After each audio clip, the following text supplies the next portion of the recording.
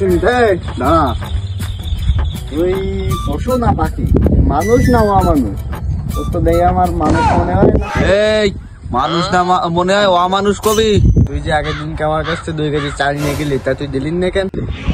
ও নিয়েছিলাম তো, তা আমি তো নানান কাজে থাকি তো, তা আমার মনে ছিল না। ও তোমার তো গলার নিচে নেমে গেলে দেওয়ার কথা মনে থাকে না, চালগুলো অমানুষের মতন ফেরত দিস। আমার মনে ছিল না বলে আমি দিতে পারিনি ওরকম চাল। আমার বাড়ির আনাচে কানাচে পড়ে থাকে, তুই কি করতে চাচ্ছিস? একদম ঠাপ দিয়ে তোর ইয়ে করে দেওয়া নেই।